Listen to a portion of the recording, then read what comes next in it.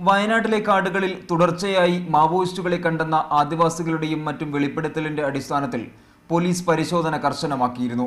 കഴിഞ്ഞ ദിവസങ്ങളിൽ മേപ്പാടി, പടിഞ്ഞാറത്തറ, കുഞ്ഞോം എന്നിവിടങ്ങളിലെ വനമേഖലകളിൽ പോലീസും തണ്ടർബോൾട്ട് സംഘവും പരിശോധനയും നടത്തി.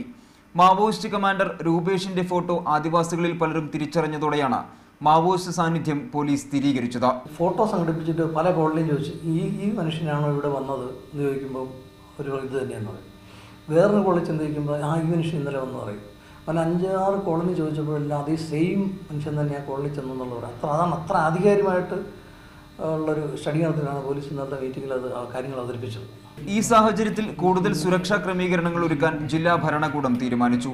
കഴിഞ്ഞ ദിവസം ചേർന്ന യോഗത്തിൽ ഇതിനായി കലക്ടറുടെ നേതൃത്വത്തിൽ പ്രത്യേക സംഘം രൂപവൽക്കരിച്ചു. ആദിവാസി കോളനികളിൽ പരിശോധന ശക്തമാക്കാനും ജില്ലയിലെ മുഴുവൻ കോളനികളിലും പോലീസ് സന്ദർശനം നടത്തി സ്ഥിതിഗതികൾ വിലയിരുത്താനും തീരുമാനിച്ചു. തണ്ടർബോൾട്ട് സംഘത്തെ പോലുള്ള സായുധരും പരിശീലനം ലഭിച്ചതുമായ സേനയെ സ്ഥിരമായി ജില്ലയിൽ വിന്യസിക്കണമെന്നാവശ്യപ്പെട്ട് സർക്കാരിലേക്ക് റിപ്പോർട്ട് നൽകാനും തീരുമാനിച്ചിട്ടുണ്ട്. മനേഷ് മൂർത്തി, മീഡിയ 1, വയനാട്.